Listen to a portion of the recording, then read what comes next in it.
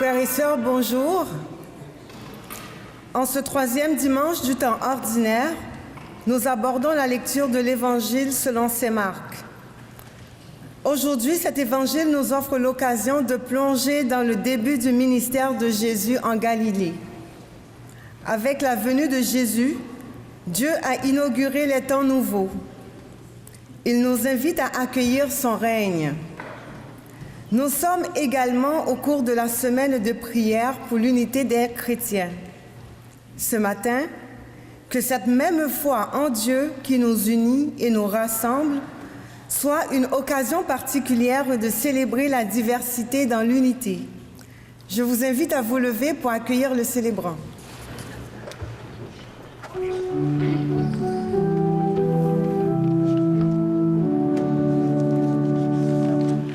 Il est venu marcher sur nos routes, partager notre vie, nos joies et nos peines. Il est venu sauver tous les hommes, nous apprendre à aimer et vaincre la haine. Jésus-Christ s'est levé parmi nous, Dieu a visité son peuple.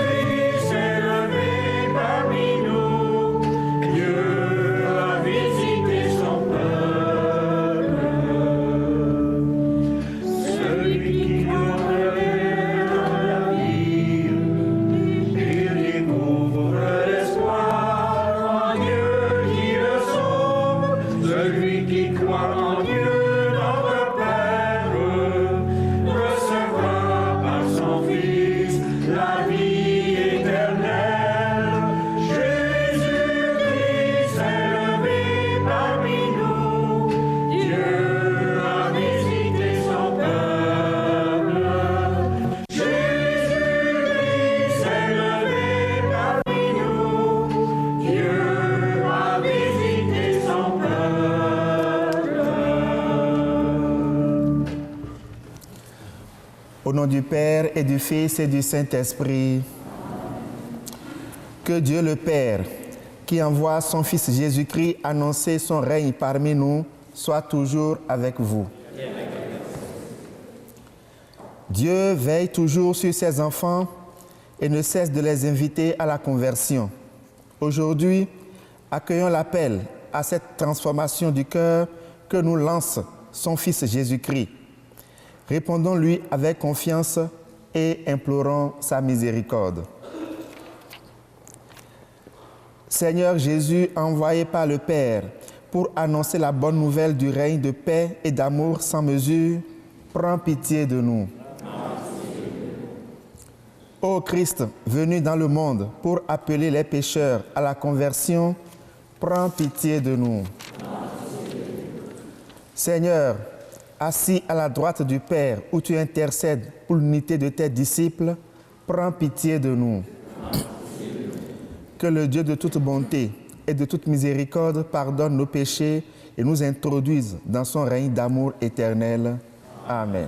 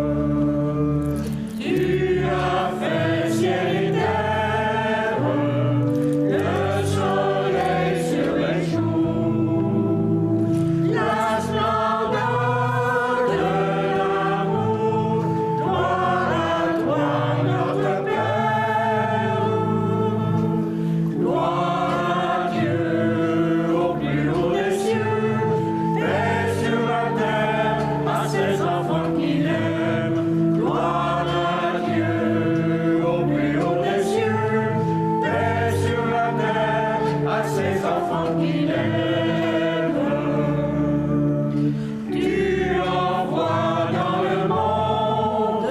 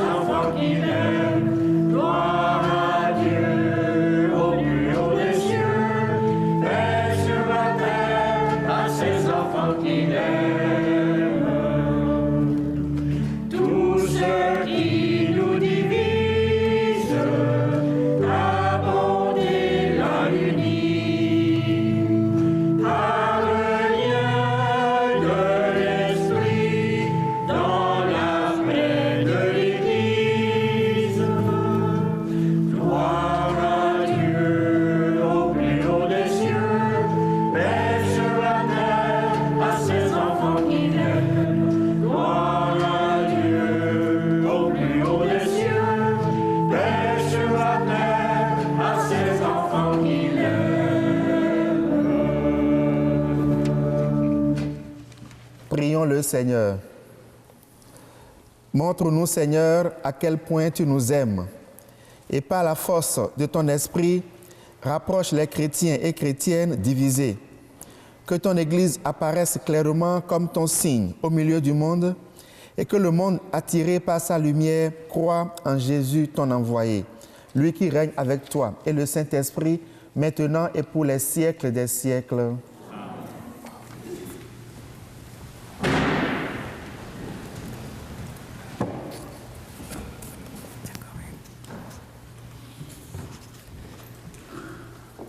Lecture du livre de Jonas. La parole du Seigneur fut adressée de nouveau à Jonas. Lève-toi, va à Ninive, la grande ville païenne. Proclame le message que je te donne sur elle. Jonas se leva et partit pour Ninive, selon la parole du Seigneur. Or, Ninive était une ville extraordinairement grande. Il fallait 3 jours pour la traverser. Jonas la parcourut une journée à peine en proclamant « Encore 40 jours et Ninive sera détruite ». Aussitôt, les gens de Ninive crurent en Dieu.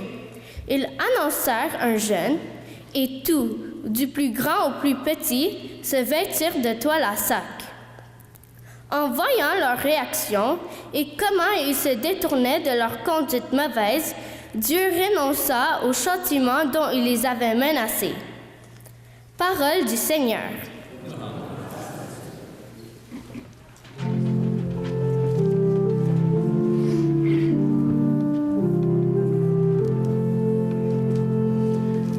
Seigneur, enseigne-moi tes chemins. Seigneur, enseigne-moi tes voies. Fais-moi connaître ta route. Dirige-moi par ta vérité, enseigne-moi, car tu es le Dieu qui me sauve. Seigneur, enseigne-moi tes chemins. Rappelle-moi, Seigneur, ta tendresse, ton amour qui est de toujours. Dans ton amour, ne m'oublie pas en raison de ta bonté, Seigneur.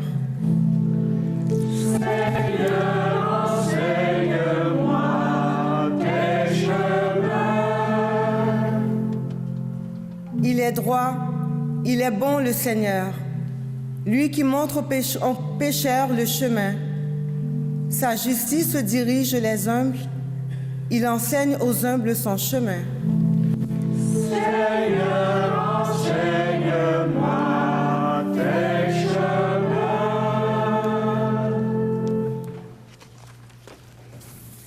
Lecture de la lettre de Saint Paul, apôtre aux Corinthiens. Frères, je dois vous le dire, le temps est limité. Dès lors, que ceux qui ont une femme soient comme s'ils n'avaient pas de femme, ceux qui pleurent, comme s'ils ne pleuraient pas, ceux qui ont de la joie, comme s'ils n'en avaient pas, ceux qui font des achats, comme s'ils ne possédaient rien, ceux qui profitent de ce monde, comme s'ils n'en profitaient pas vraiment, car il passe. Ce monde tel que nous le voyons. Parole du Seigneur.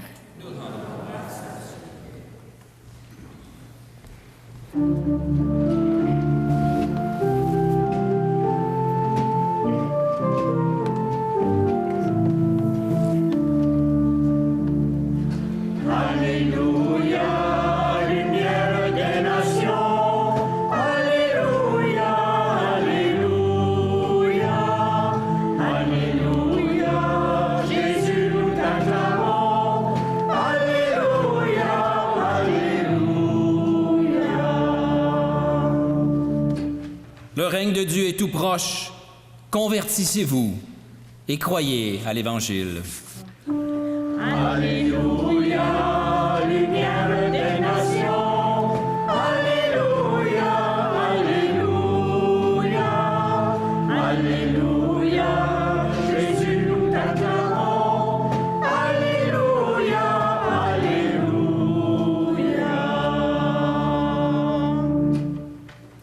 Le Seigneur soit avec vous. Évangile de Jésus-Christ selon Saint Marc. Gloire à toi, Seigneur.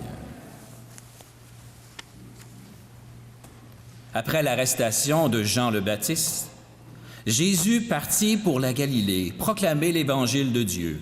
Il disait, « Les temps sont accomplis, le règne de Dieu est tout proche, convertissez-vous et croyez à l'Évangile. » Passant le long de la mer de Galilée, Jésus vit Simon et André, le frère de Simon, en train de jeter les filets dans la mer, car c'étaient des pêcheurs. Il leur dit, « Venez à ma suite. Je vous ferai devenir pêcheurs d'hommes. » Aussitôt, laissant leurs filets, ils le suivirent.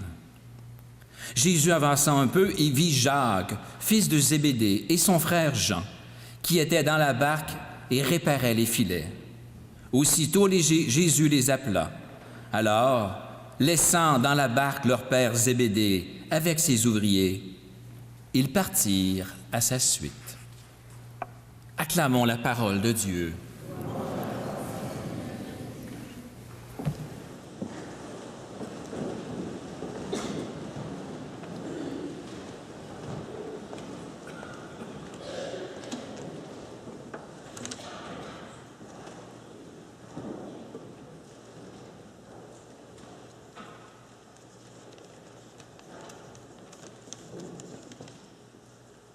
Dans la première lecture, nous avons entendu l'histoire de Jonas que Dieu a envoyé à Ninive pour dire aux habitants que leur péché allait les conduire à la destruction. Nous savons bien que Ninive se trouve en Irak et que Irak a un différend avec Israël. Irak avait assiégé Israël et l'a asservi pendant un moment. Il y a donc déjà cette amertume dans le cœur de Jonas. En plus de ça, Jonas avait peur pour son intégrité physique parce que Ninive était une ville de violence.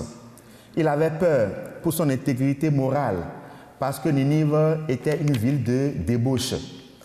Il se demandait aussi à quoi servirait sa prédication, tellement les habitants sont ancrés dans le mal qu'il n'y a pas, selon Jonas, un espoir de conversion de leur côté. Donc c'est presque par contrainte que Jonas est parti à Ninive faire l'annonce de la conversion. Et nous savons ce que ça a donné. Tous les habitants, à la grande surprise de Jonas, se sont convertis. Il y a quelque chose de paradoxal dans tout ça là, c'est que après la prédication de Jonas, tout le monde s'est converti, sauf une seule personne. C'est Jonas lui-même. C'est paradoxal. Lorsque nous voyons un peu dans l'Évangile, dans la Bible, la suite de l'histoire de Jonas, nous constaterons que Dieu a dû faire après un chemin encore avec Jonas pour qu'il advienne lui-même à la conversion. Que pouvons-nous retenir de cette histoire de Jonas? Plusieurs choses. Moi, j'en ai retenu 3 pour vous. La première chose à retenir, c'est que nul n'est trop loin pour Dieu. Quel que soit le péché de l'homme, Dieu le poursuit toujours de son amour. Il va toujours à sa recherche. Et il a dit, je ne veux pas la mort du pécheur, mais qu'il se convertisse et qu'il vive. Deuxième chose à retenir, c'est que tout pécheur a la capacité de se repentir. Quel que soit le degré du péché, la grandeur du péché dans lequel l'homme est entré, il y a pour lui la capacité d'un nouveau départ. Nous avons certainement, chacun dans nos familles, soit un frère, une sœur, soit un ami qui s'est éloigné de Dieu. Ça nous fait mal au cœur. Nous prions jour et nuit pour ceux-là. Il y a de l'espoir pour eux. Il y a de l'espoir. Tant que l'amour de Dieu est posé sur chacun d'entre nous, tout pécheur a la capacité d'un nouveau départ. Alors, ayons de l'espoir par rapport à nos enfants, à nos frères, à nos sœurs qui sont éloignés de Dieu et pour lesquels nous prions tout le temps. Dieu nous écoutera. Il y a un espoir pour chacune de ces personnes-là. La troisième leçon que nous pourrons tirer, c'est que Dieu dépasse nos préjugés humains. Voyons comment Jonas a déjà un préjugé sur les habitants de Ninive. Pour lui, ce sont des gens qu'on ne peut plus convertir. Mais il a été surpris. Dieu voit autrement la personne humaine. Et c'est heureux que le regard que Dieu pose sur nous soit différent du regard que les hommes posent sur nous. C'est le regard de Dieu sur nous qui nous confère notre dignité. Ce n'est pas le regard que l'être humain pose sur nous qui nous donne notre valeur, notre dignité, non. L'être humain est juste appelé à respecter cette dignité de son frère et de sa sœur. Mais c'est le regard que Dieu pose sur nous qui nous donne notre dignité. Et c'est très heureux, parce que sur nous, Dieu n'aura toujours qu'un regard positif, un regard d'amour. Nous sommes heureux d'avoir un Dieu d'amour, un Dieu qui nous aime malgré tout. Et c'est ça qui fait notre dignité. Dans l'Évangile, nous pouvons remarquer un trait de similitude entre Jésus et Jonas. Jésus commence son ministère en Galilée. Galilée, nous le savons très bien, c'est le carrefour des païens.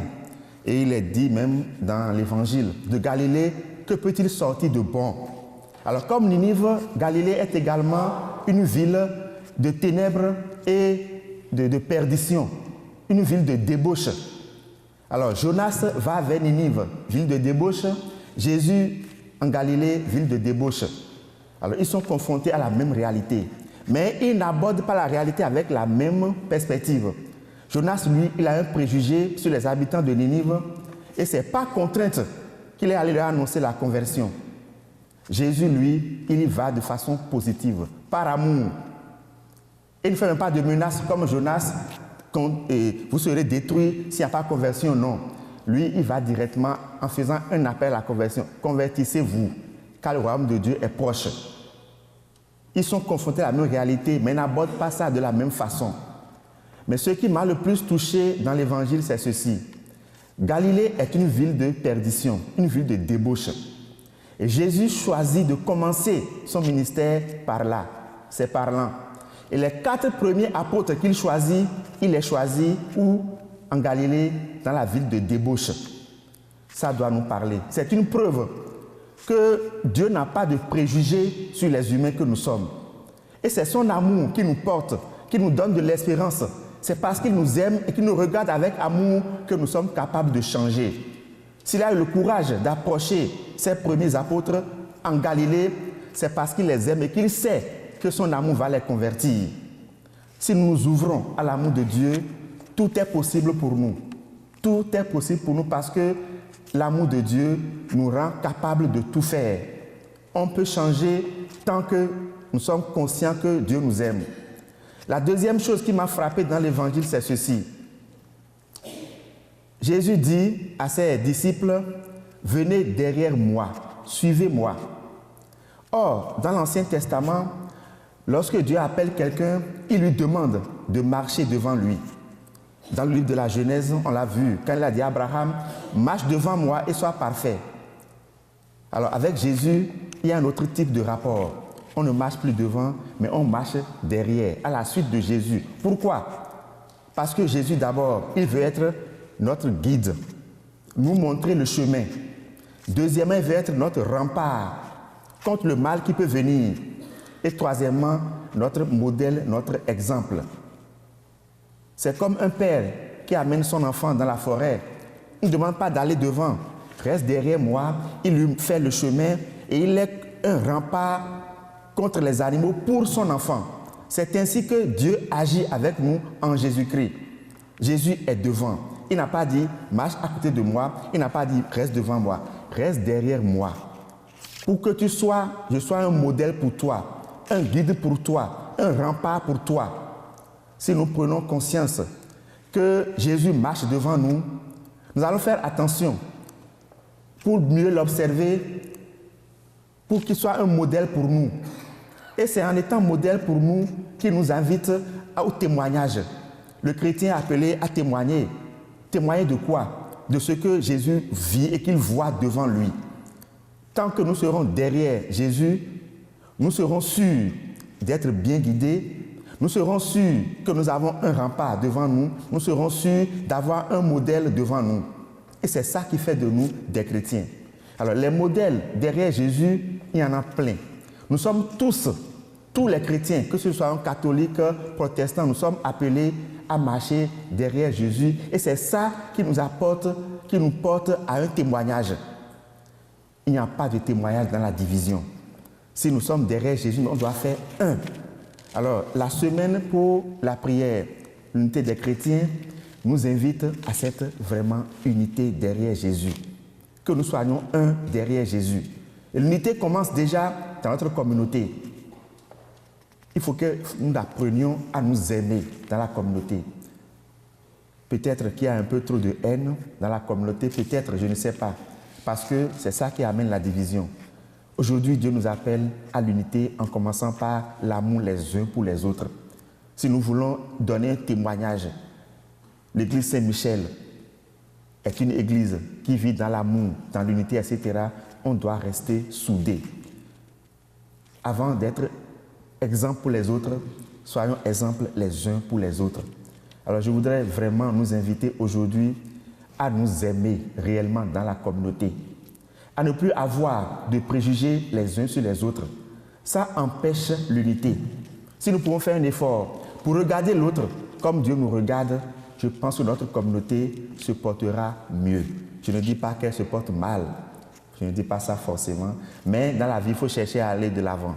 Alors, ayons un regard d'amour les uns sur les autres, pas de préjugés, et je suis sûr que notre communauté se portera bien et sera un exemple pour les autres. Le Seigneur soit avec vous.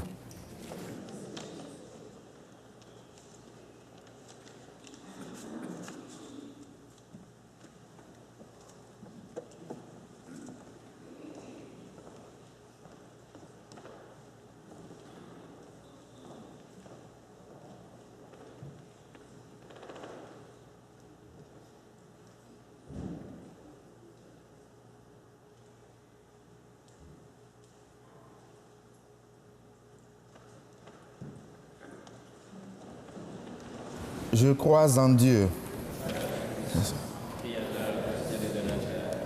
et en Jésus-Christ, son Fils unique, notre Seigneur, qui a été conçu du Saint-Esprit, est né de la Vierge Marie, a souffert sous Ponce Pilate, a été crucifié, est mort, a été enseveli, est descendu aux enfers.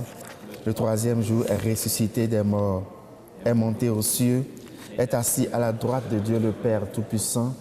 Dieu viendra juger les vivants et les morts.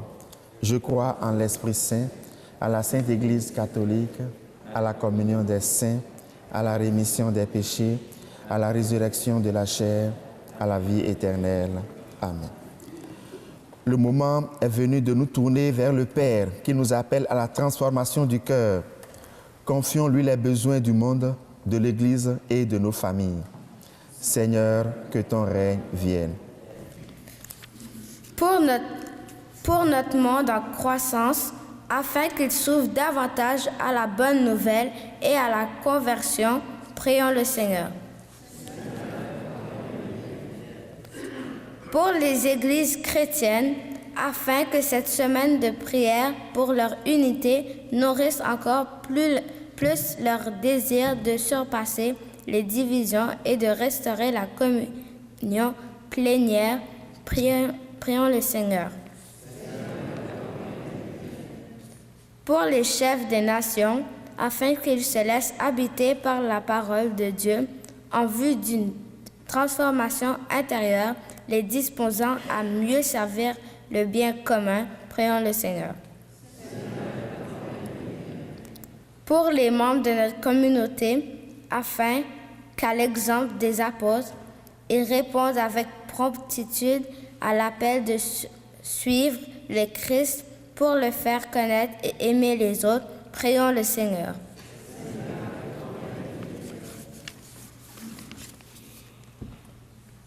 Seigneur Dieu, Roi du ciel et de la terre, tu écoutes constamment les prières de ceux et celles qui gardent leur cœur tourné vers toi. Exauce-nous aujourd'hui et comble-nous de ton esprit. Nous te le demandons par Jésus, ton Fils bien-aimé. Amen.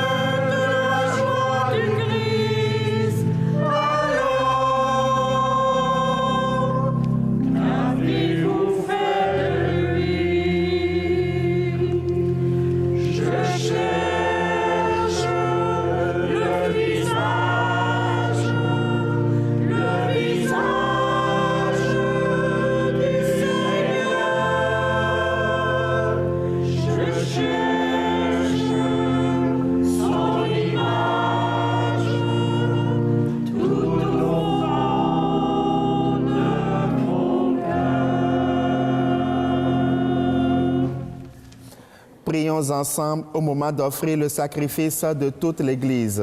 Pour la gloire de Dieu et le salut du monde. Par l'unique sacrifice de Jésus, ton Fils bien-aimé, tu t'es acquis, Père très bon, un peuple de fils. À nous qui sommes ton Église en ce temps, accorde l'unité et la paix par Jésus le Christ, notre Seigneur. Amen. Le Seigneur soit avec vous. Et avec votre esprit, Élevons notre cœur. nous le tournons vers le Seigneur. Rendons grâce au Seigneur notre Dieu. Cela est juste et bon. Dieu, notre Père, nous te rendons grâce et nous te bénissons par Jésus, Christ et Seigneur, pour ton œuvre d'amour en ce monde. Au sein de notre humanité encore désunie et déchirée, nous savons et nous proclamons que tu ne cesses d'agir et que tu es à l'origine de tout effort vers la paix.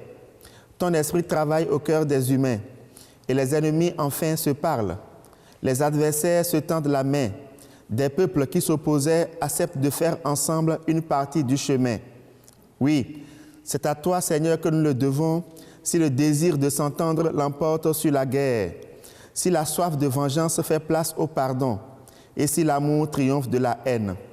C'est pourquoi nous devons toujours te rendre grâce et te bénir en unissant nos voix à celles qui te chantent unanimes dans les cieux.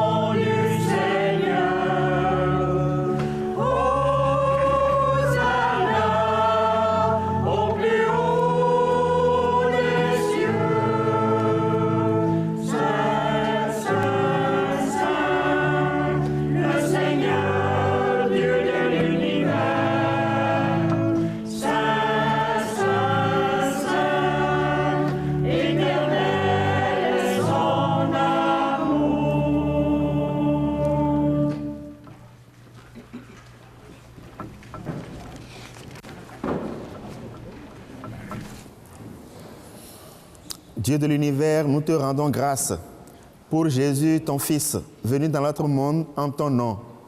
Il est la parole qui sauve les humains. Il est la main que tu tends aux pécheurs.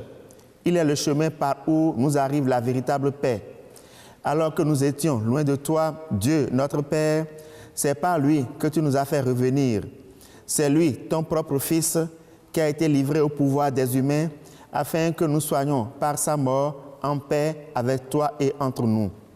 Aussi pouvons-nous maintenant célébrer en reconnaissance le mystère de cette réconciliation qu'il nous a lui-même obtenue. Nous t'en prions, Père, sanctifie ces offrandes par la puissance de ton esprit, alors que nous accomplissons ce que Jésus nous a dit de faire. Au cours du repas qu'il partageait avec ses disciples, avant de s'offrir à toi pour notre libération, il prit le pain. En te rendant grâce, il le rompit de ses propres mains et le donna aux disciples en leur disant « Prenez et mangez-en tous, ceci est mon corps livré pour vous. »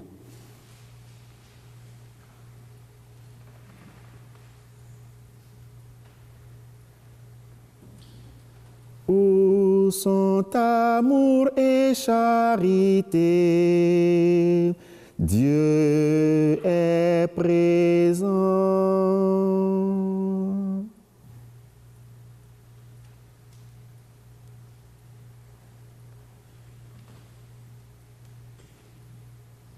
De la même façon, ce soir-là, tenant entre ses mains la coupe de bénédiction, il te rendit grâce pour ta miséricorde. Puis, il donna la coupe à ses disciples en leur disant, « Prenez et buvez-en tous, car ceci est la coupe de mon sang, le sang de l'alliance nouvelle et éternelle, qui sera versé pour vous et pour la multitude en rémission des péchés. Vous ferez cela en mémoire de moi. »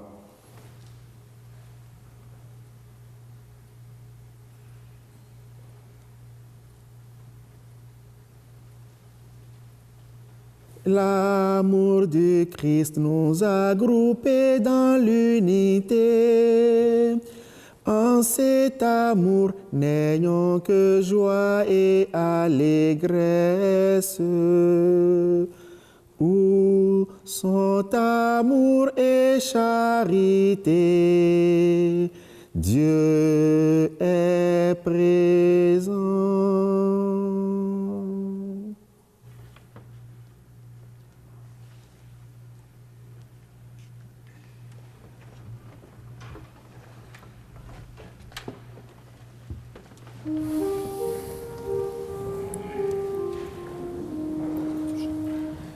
Il est grand le mystère de la foi. Nous proclamons ta mort, Seigneur Jésus. Nous célébrons ta résurrection. Nous attendons ta venue dans la gloire.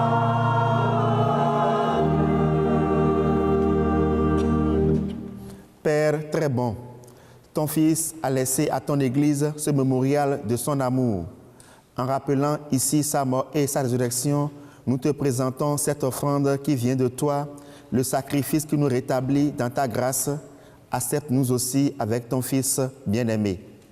Donne-nous dans ce repas ton Esprit Saint, qu'il fasse disparaître les causes de nos divisions, qu'il nous établisse dans une charité plus grande, en communion avec le pape François, notre évêque Noël, le collège épiscopal et ton peuple tout entier. Fais de ton Église en ce monde le signe visible de l'unité et la servante de la paix.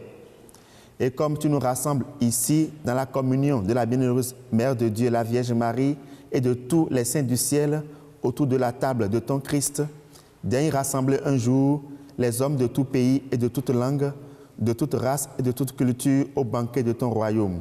Alors, nous pourrons célébrer l'unité enfin accomplie et la paix définitivement acquise par Jésus le Christ notre Seigneur.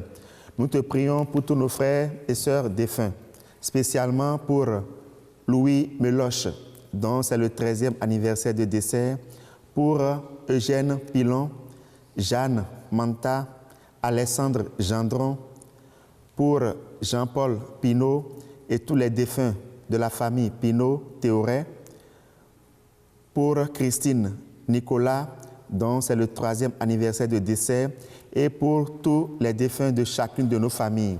Reçois-les dans ta lumière auprès de toi. Nous te prions également pour tous nos malades, pour nos parents, nos amis, pour tous ceux qui nous ont fait du bien et sur tous ceux qui comptent sur nos prières. Seigneur, manifeste-leur ta bienveillance par Jésus, ton Fils bien-aimé. Par lui, avec lui et en lui, à toi, Dieu le Père Tout-Puissant, dans l'unité du Saint-Esprit, tout honneur et toute gloire pour les siècles des siècles. Amen. Nous sommes aujourd'hui au dimanche des jeûnes. Alors j'invite tous les jeunes qui sont dans la communauté à s'approcher de l'autel pour la prière des enfants de Dieu. Tous les jeunes. S'ils sont timides, que les parents les accompagnent.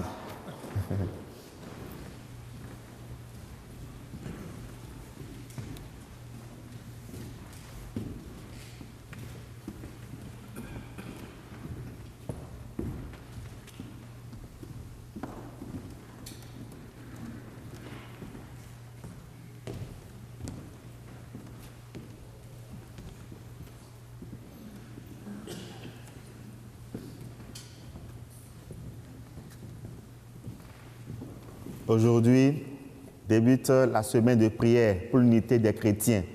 En faisant le Notre Père, pensons à tous les enfants de Dieu, à tous les chrétiens, qu'ils soient protestants, orthodoxes, tous. Nous sommes tous enfants d'un même Père. Notre Père, qui es aux cieux, que ton nom soit sanctifié, que ton règne vienne, que ta volonté soit faite sur la terre comme au ciel. Donne-nous aujourd'hui notre pain de ce jour. Pardonne-nous nos offenses, comme nous pardonnons aussi à ceux qui nous ont offensés, et ne nous soumets pas à la tentation, mais délivre-nous du mal. Délivre-nous de tout mal, Seigneur, et donne la paix à notre temps. Par ta miséricorde, libère-nous du péché, rends-nous forts devant les épreuves. En cette vie, nous espérons le bonheur que tu promets et l'avènement de Jésus-Christ, notre Sauveur. Car c'est à toi qu'appartient le règne, la puissance et la gloire pour les siècles des siècles. Seigneur Jésus-Christ, tu as dit à tes apôtres, je vous laisse la paix, je vous donne ma paix. Ne regarde pas nos péchés, mais la foi de ton Église. Pour que ta volonté s'accomplisse, donne-lui toute cette paix et conduis-la vers l'unité parfaite, toi qui règnes pour les siècles des siècles. Amen. Que la paix du Seigneur soit toujours avec vous. Et avec votre esprit. C'est la saison des rhumes et des grippes. Veuillez accepter que les personnes ne vous tendent pas la main. Frères et sœurs, dans la charité du Christ, donnez-vous cette paix.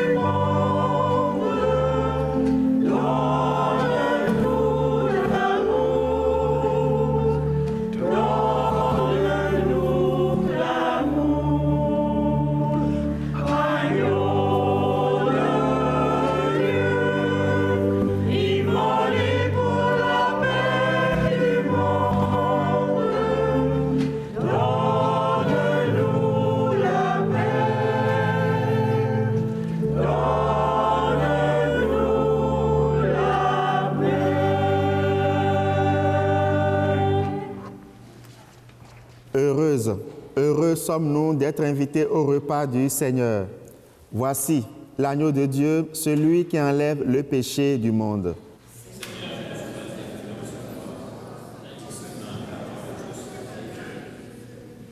Le corps et le sang du Christ nous gardent pour la vie éternelle. Amen.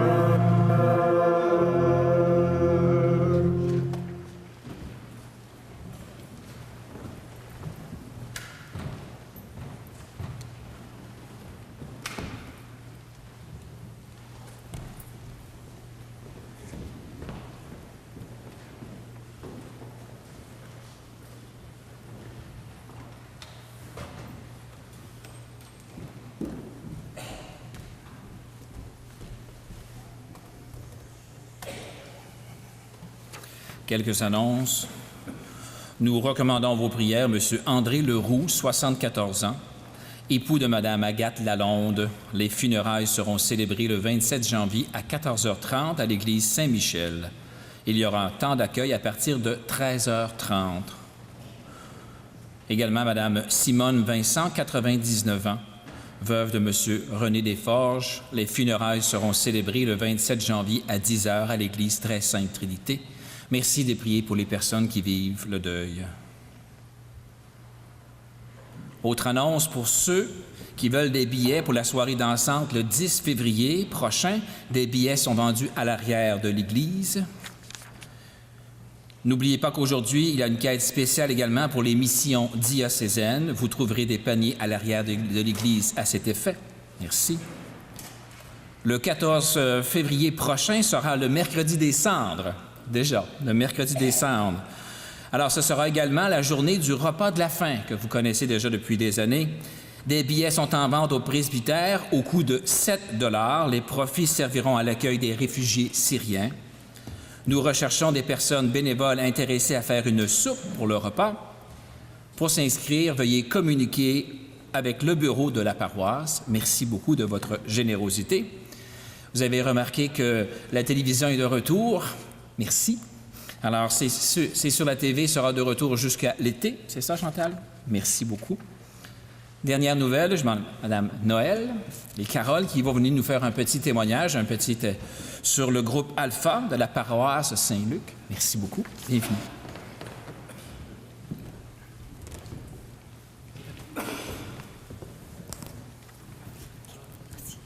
Merci.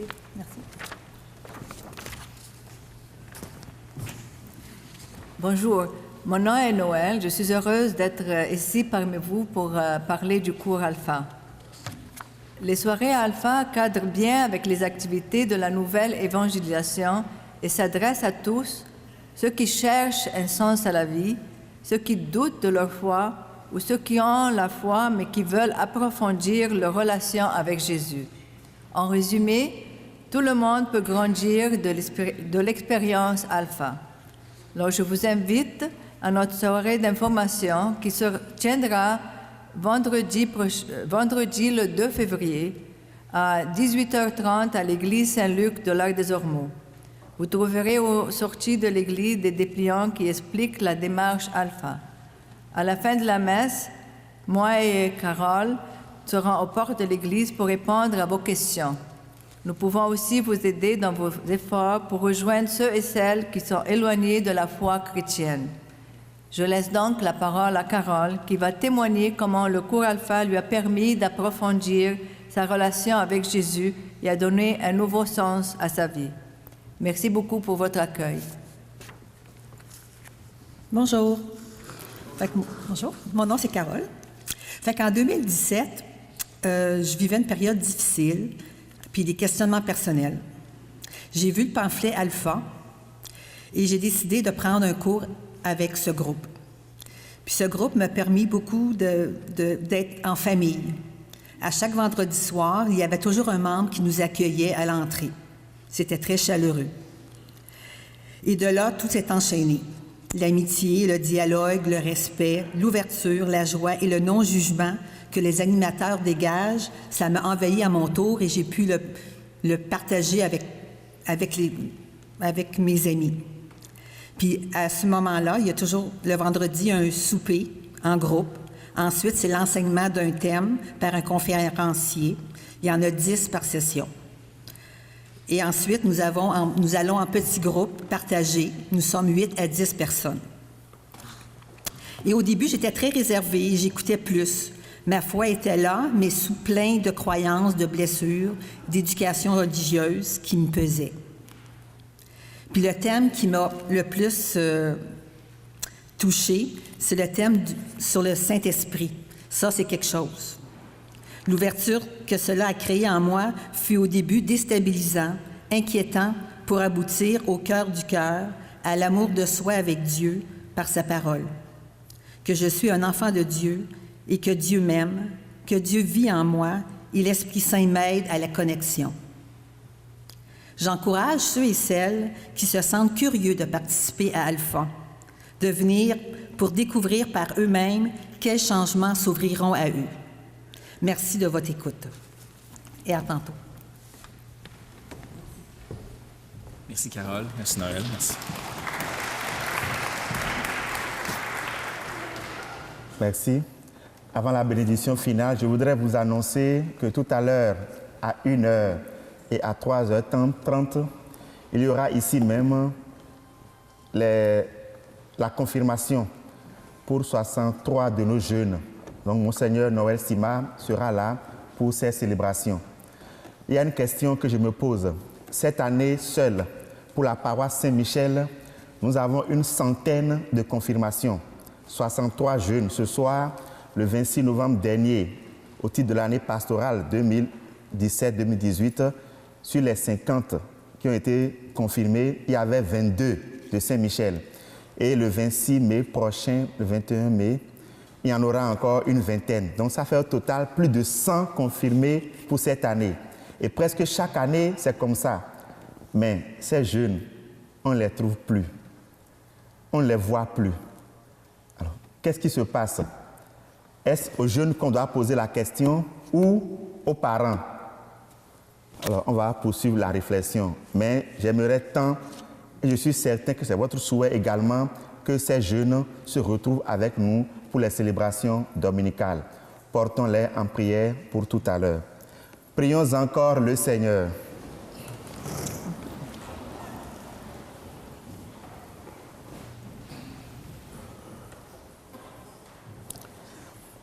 Après avoir participé au sacrifice du Christ, nous te demandons, Seigneur, d'envoyer sur le corps tout entier de l'Église ton esprit de sainteté, afin qu'il entraîne ceux et celles qui portent le nom de chrétiens à te servir dans l'unité de la foi par Jésus le Christ, notre Seigneur. Amen. Le Seigneur soit avec vous. Et que Dieu Tout-Puissant vous bénisse, le Père, le Fils et le Saint-Esprit. Frères et sœurs, allez dans la paix du Christ. Bon dimanche, bonne semaine.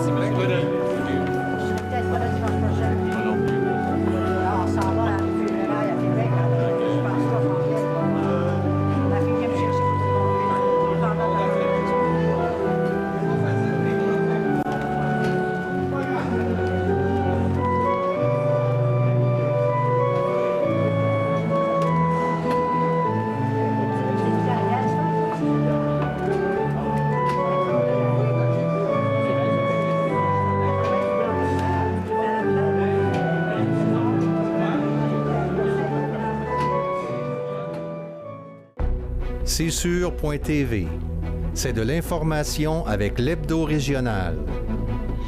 Des entrevues avec l'émission Tête à Tête, du divertissement avec Vaudreuil-Soulanges en spectacle et l'intrépide cabaret d'improvisateurs, des découvertes avec les jeunes explorateurs et aussi de la spiritualité.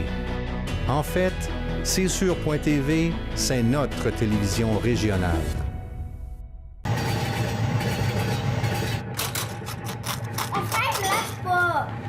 Arrête, lâche ta sœur, là, OK?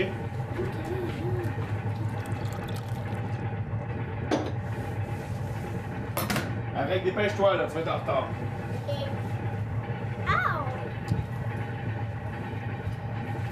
Allez, prends ton sac, tes souliers. Allez, dépêchez-vous.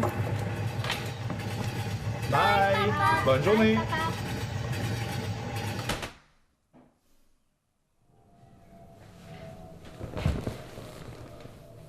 Dans Vaudreuil-Soulanges, une personne sur 20 évalue son état de santé mentale comme moyen ou mauvais.